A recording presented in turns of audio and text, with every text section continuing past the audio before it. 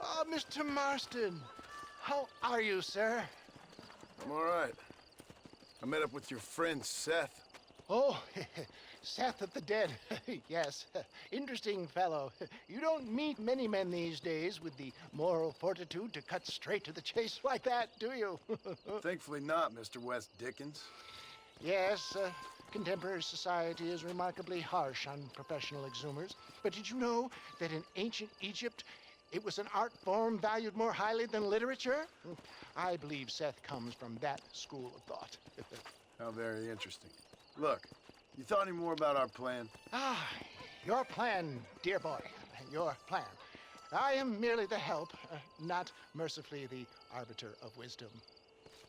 What you are, dear boy, is the man whose life I've saved twice now. A man who sells lies and deceit to unwitting people. A man who, if he doesn't help me, I won't think twice about putting a bullet through his skull, feeding to the vultures myself. You see, Mr. Marston, you have the exterior of a violent man, but the soul of an angel, and that is what I think I cherish most about you. That's what I thought.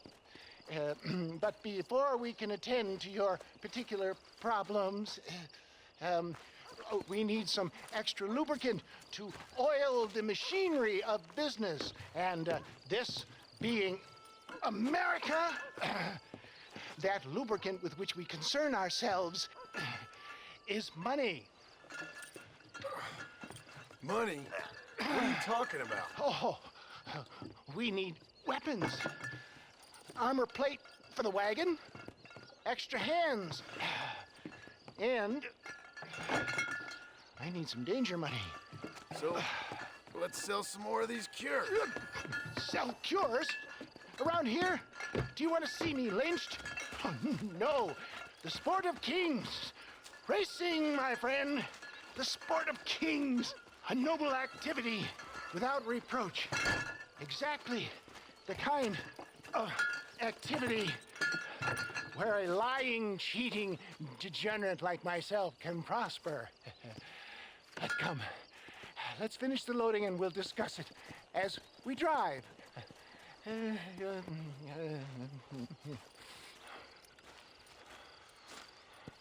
Now, sir, tooth gap, tooth breach.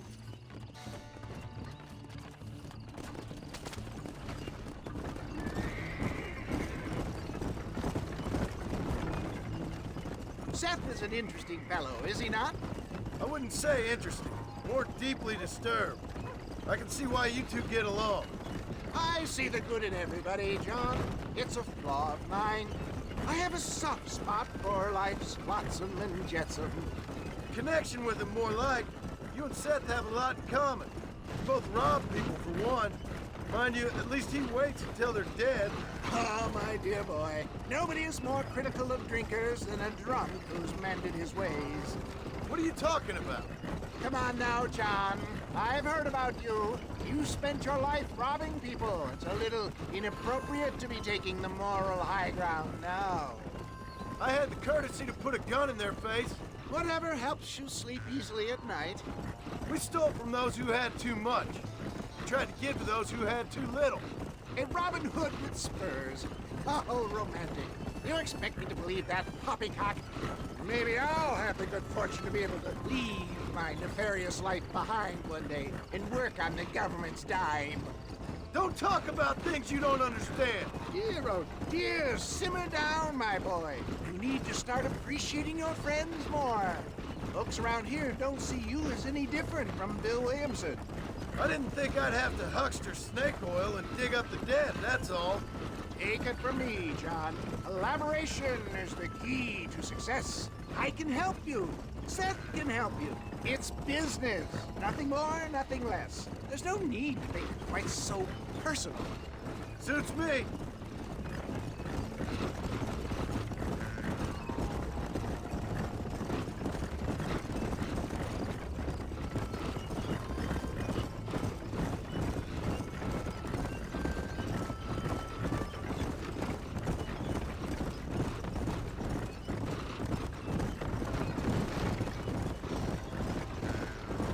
Anyway, John, we must talk about the race. Yes, the race. Oh, come on. Time to purge that negativity and start thinking like a winner. You're going to have a whale of a time. They've been holding these chariot races in New Austin for as long as I can remember. And we need the money. Why aren't you racing then? Me? Oh no, not my thing at all. You have already proved yourself more than adept at the reins, my dear boy, and under some stress. These races are Byzantine in their ferocity, and the terrain is treacherous. People will do just about anything to win. Men die. It's a marvelous spectator sport. Sounds like fun. And you are my wild card, John. They won't be expecting you. So what's your role in all this? Think of me as your spiritual guide. Do I have to? You are a free man, of course, but I strongly recommend it. Imagine, just for today, you are not an aging bounty hunter, and I am not an avant-garde business pioneer. No, sir. Today, we are gladiators. Motivation, dear boy. I'm definitely feeling motivated to get the hell out of here.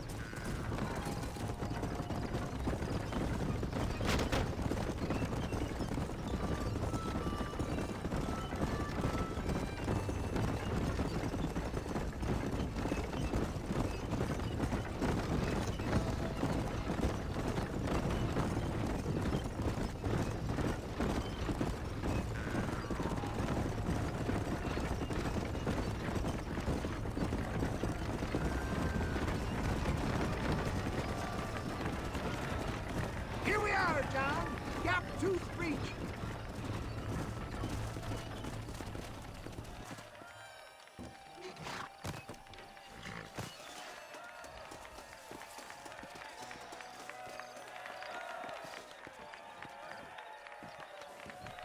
Drivers!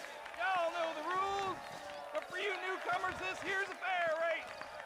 Keep to your manners and let the faster cart pass. So now that's been said, y'all can get to running each other off the road like always. All right now, counting to three. Ready, set, go!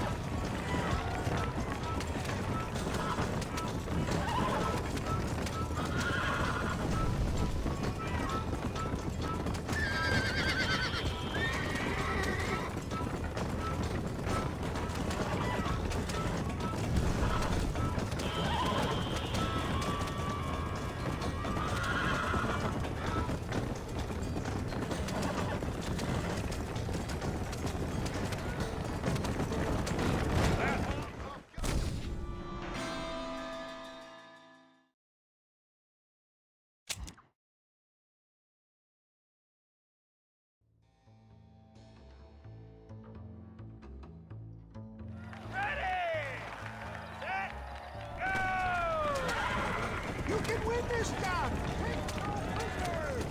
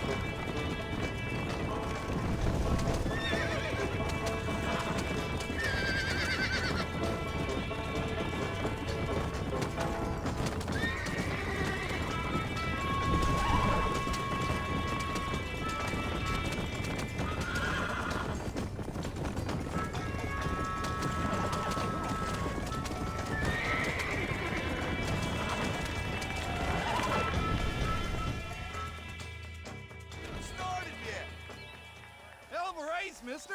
I'll take care of this cart for Mr. Wes Dickens. Come on, John. I suggest we beat a hasty retreat.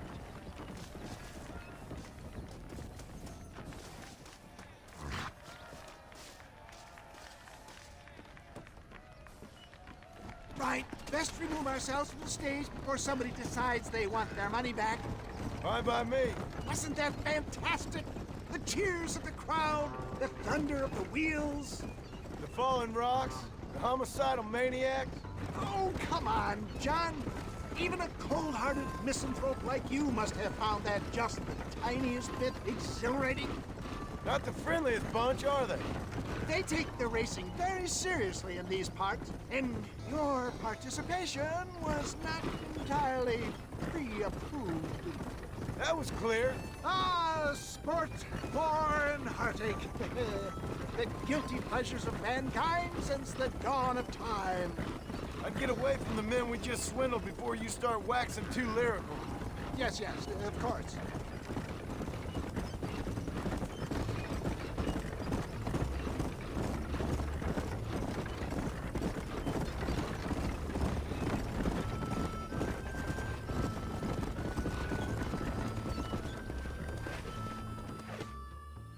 Well done, sir. Well done. Having you as a ringer has netted us a fine profit.